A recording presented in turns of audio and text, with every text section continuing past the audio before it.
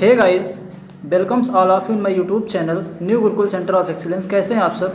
आज हम इस सेशन में ज्योग्राफी के कुछ इंपॉर्टेंट क्वेश्चन पे चर्चा करेंगे। जो ये क्वेश्चंस हैं ये हमारे आगामी परीक्षाओं में जैसे पीईटी, यूपी पेट का जो एग्ज़ाम है, लेखपाल, एसएससी, सीजीएल और सीएचएसएल में जो है काफ़ी इंपॉर्टेंट रोल प्ले करेंगे। तो चलिए हम एक एक करके शुरू करते हैं। तो जो हमारा पहला क्वेश्चन है वो है नोहकल-आई झरना किस प्रदेश में है। तो यहाँ पे जो इसका ऑप्शन है, ऑप्शन ए में केरल है, ऑप्शन बी में असम है, और सी में मणिपुर है, और डी में मेघालय है। तो इसका जो राइट आंसर होगा वो मेघालय होगा। इसका जो राइट आंसर होगा वो मेघालय होगा।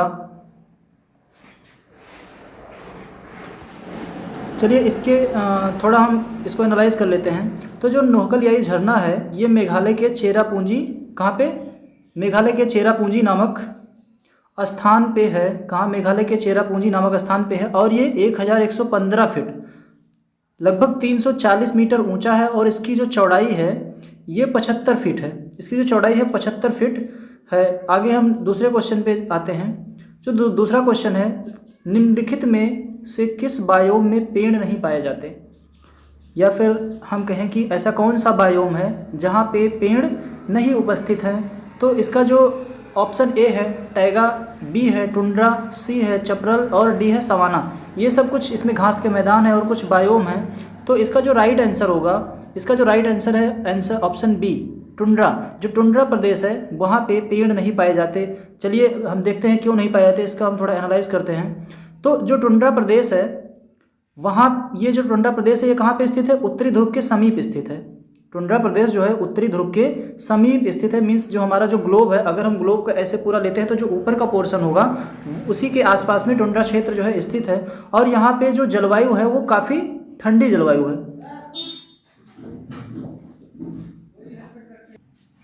तो ठंडी जलवायु होने के कारण यहाँ पे जो वनस्पतियाँ हैं बहुत सीमित संख्या में उपलब्ध हैं। किसके कारण, जो टुंड्रा क्षेत्र है, पहली बात तो ये उत्तरी ध्रुव के समीप स्थित है। उत्तरी ध्रुव के समीप होने के कारण वहाँ पे जो जलवायु है वो अत्यंत ठंडी है, जिसके कारण वहाँ पे जो वनस्पतियाँ हैं वो बहुत कम मात्रा में उपलब्ध हैं। चलिए हम नेक्स्ट क्वेश्चन पे चलते हैं। तो जो हमारा अगला क्वेश्चन है वो है भारत के विशाल मैदानों के संबंध में निम्नलिखित में से कौन सा कथन सही है। तो सबसे पहला जो ऑप्शन, इसमें जो कथन दिया हुआ है, तीन कथन है। पहला कथन है भारत में विश्व का सबसे बड़ा अलुवियम निक्षेप पाया जाता है। दूसरा, खादर क्षेत्र की अपेक्षा बांगर में न्यू अलुवियम स्थित हैं। तीसरा है खादर क्षेत्र निम्न ऊंचाई वाले क्षेत्रों में स्थित हैं। तो इसके जो कुछ ऑप्शन दिए हुए हैं, पहला ऑप्शन ए है जिसमें लिखा है कि केवल 1 और 2, मतलब कि इसमें से पहला और दूसरा सही है। दूसरा ऑप्शन है केवल 2 और 3, मीन्स इसमें दूसरा और तीसरा सही है। और तीसरा ऑप्शन है केवल 1 और 3, और लास्ट वाला जो ऑप्शन है उसमें कह रहा है कि तीनों कथन सही हैं। तो चलिए हम यहाँ पर इसके राइट आंसर की बात करते हैं। तो इसका जो राइट आंसर होगा वो होगा केवल 1 और 3, ऑप्शन सी 1 और 3। तो चलिए इसको हम एनालाइज करते हैं ऐसा क्यों। तो सबसे पहले यहाँ पे हम बात करते हैं कि जो उत्तर भारत का विशाल मैदान है, क्या है, जो उत्तर भारत का विशाल मैदान है ये विश्व के सबसे बड़े अलुवियम निक्षेप हैं। जो उत्तर भारत के विशाल मैदान हैं ये विश्व के सबसे बड़े अलुवियम निक्षेप हैं। और ये किसके द्वारा बने हुए हैं, ये जो हिमालय से नदियाँ बहकर आती हैं तो अपने साथ में ढेर सारी उपजाऊ मिट्टी को लेकर आती हैं और यहाँ पे निक्षेपित की हुई हैं, इसी के द्वारा इनका निर्माण होता है। अब फिर यहाँ पे हम बात करते हैं कि जो खादर क्षेत्र होता है, खादर क्षेत्र की रचना अलुवियम से हुई है, और ये जो है निम्न ऊंचाई वाले क्षेत्र होते हैं। जो अलुवियम हैं या जो खादर क्षेत्र हैं ये निम्न ऊंचाई वाले क्षेत्र हैं। चलिए हम आगे चलते हैं। तो यहाँ पे जो अगला क्वेश्चन है वो कह रहा है कि राजस्थान के कुल क्षेत्रफल का कितना प्रतिशत हिस्सा थार मरुस्थल में स्थित है। मीन्स जो राजस्थान का पूरा क्षेत्रफल है, राजस्थान का जो पूरा क्षेत्रफल है उसका कितना प्रतिशत हिस्सा थार के मरुस्थल में स्थित है। तो यहाँ पे जो ऑप्शन ए है उसमें 30%, बी में 40%, सी में 60% एंड डी में 70% है। तो इसमें जो राइट आंसर होगा वो 60% होगा। मीन्स राजस्थान का 60% हिस्सा जो है वो थार के मरुस्थल में स्थित है, या फिर हम कह सकते हैं कि राजस्थान का 60% हिस्सा है वो थार के मरुस्थल में शामिल है। तो आगे हम इसको एनालाइज करते हैं। तो जो थार का मरुस्थल है विश्व के 10 सबसे बड़े मरुस्थलों में शामिल है। जो थार का मरुस्थल है ये विश्व के 10 सबसे बड़े मरुस्थलों में से एक है और यह मरुस्थल जो है भारतीय उपमहाद्वीप में लगभग 2 लाख वर्ग किलोमीटर क्षेत्र में फैला हुआ है। जो ये थार का जो मरुस्थल है ये भारतीय उपमहाद्वीप में लगभग 2 लाख वर्ग किलोमीटर में, कितने, 2 लाख वर्ग किलोमीटर में फैला हुआ है। ठीक, अगले क्वेश्चन पे चलते हैं। तो जो हमारा अगला क्वेश्चन है वो कह रहा है कि ग्लेशियर से पिघलने, वाष्पीकरण और हिमस्खलन के कारण बर्फ कम होने को क्या कहते हैं?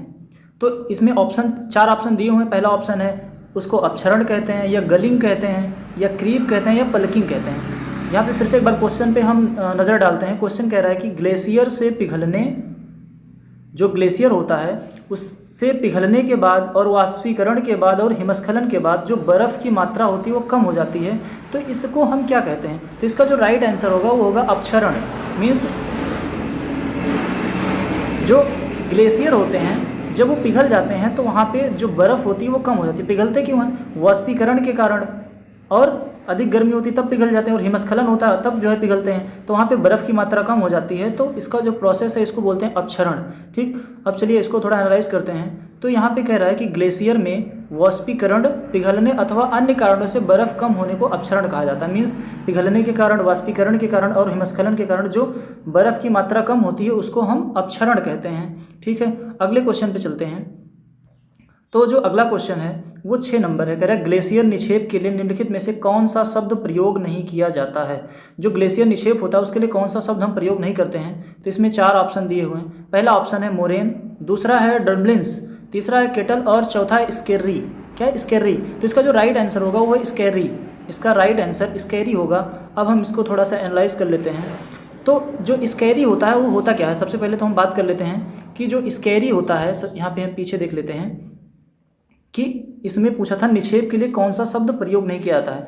तो यहाँ पे निक्षेप के लिए मोरेन, जो मोरेन वर्ड है उसको यूज़ किया जाता है। किसको? मोरेन को यूज़ किया जाता है, ड्रमलिन्स को यूज़ किया जाता है, केटल को यूज़ किया जाता है, लेकिन जो स्केर्री होता है स्केर्री को हम यूज़ नहीं करते हैं। और ये स्केर्री जो होगा इस वाले क्वेश्चन का राइट आंसर होगा।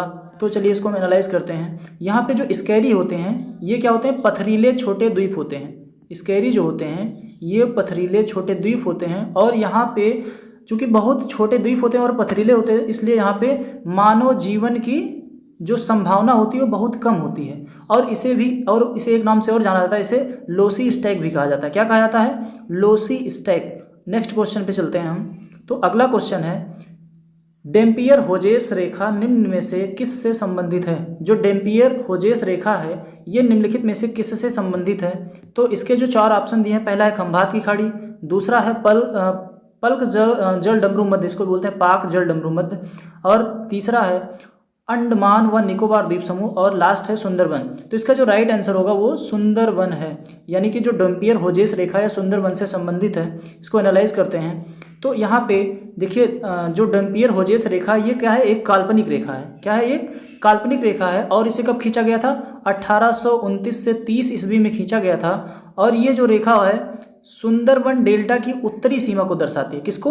सुंदरवन डेल्टा जो है उसकी उत्तरी सीमा को दर्शाती है। और यह रेखा कहाँ से होकर जाती है?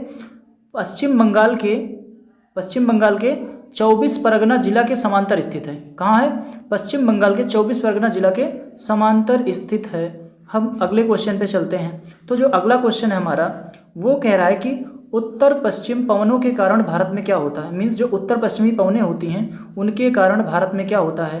तो इसका जो ऑप्शन ए है वो कह रहा है कि उत्तर पूर्वी भारत में क्या होता है? उत्तर पूर्वी भारत में शीतकालीन वर्षा होती है। ठीक, और दूसरा क्या है? चेन्नई में शीतकालीन वर्षा होती है। सी क्या कह रहा है? थार मरुस्थल में क्या होता है? तूफान आता है। और डी कह रहा है कि हिमालय में तेज हवाएं चलती हैं। तो उत्तर पश्चिमी पवनों के कारण क्या होता है भारत में?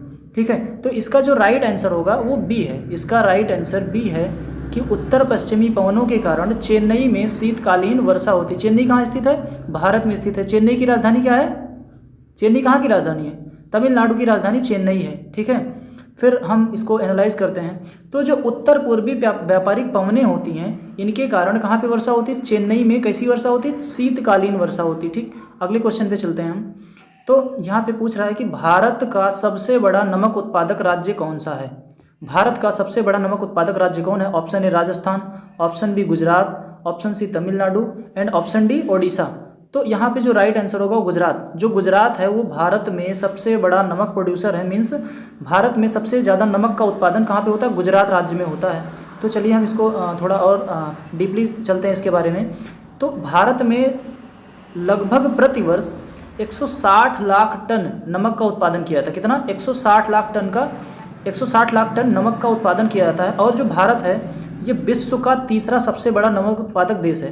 भारत जो है विश्व का तीसरा सबसे बड़ा नमक उत्पादक देश है। और यहाँ पे हम अगर बात करें कि जो भारत के 4 ऐसे राज्य हैं जो प्रमुख हैं नमक उत्पादक क्षेत्र में, पहला गुजरात है, दूसरा राजस्थान है, तीसरा आंध्र प्रदेश है और चौथा तमिलनाडु। कहाँ पे? गुजरात, राजस्थान, आंध्र प्रदेश और तमिलनाडु, ये भारत के 4 प्रमुख नमक उत्पादक राज्य हैं। और यहाँ पे कुछ और हैं। ओडिशा है, ओडिशा में गंजम और पुरी तथा बलासोर, यहाँ पे लगभग कितने? लगभग यहाँ पे 30,000 टन नमक का उत्पादन किया जाता है। कितने? लगभग 30,000 टन नमक का उत्पादन किया जाता है। अगले क्वेश्चन पे हम चलते हैं। तो ये आज का हमारा लास्ट क्वेश्चन है। ये पूछ रहा है कि अलमट्टी बांध किस नदी पर स्थित है? अलमट्टी बांध किस नदी पर स्थित है? तो ऑप्शन ए कृष्णा नदी, ऑप्शन बी कावेरी नदी, ऑप्शन सी तुंगभद्रा नदी और डी है मलप्रभा नदी। तो इसका जो राइट आंसर होगा वो कृष्णा नदी। जो अलमट्टी बांध है वो कृष्णा नदी पर स्थित है। तो चलिए इस बांध के बारे में हम थोड़ा जान लेते हैं। तो ये जो अलमट्टी बांध है ये कहाँ पे है? ये अलमट्टी बांध परियोजना उत्तरी कर्नाटक में कृष्णा नदी पर स्थित है। कहाँ पे? उत्तरी कर्नाटक में कृष्णा नदी पर स्थित है। और यह परियोजना कब बनाई गई थी? 2005 में बनकर तैयार हुई थी। तो ये आज का हमारा जो है 10 क्वेश्चन का जो सीरीज़ रही है, इसी तरह हम आपके लिए और भी क्वेश्चन लेके आएंगे। आप लोग कमेंट करके बताइएगा कि ये जो सीरीज़ है कैसी रही और आपके लिए किस प्रकार उपयोगी साबित हो रही है। तो हम अपने वीडियो को यहीं ख़त्म करते हैं।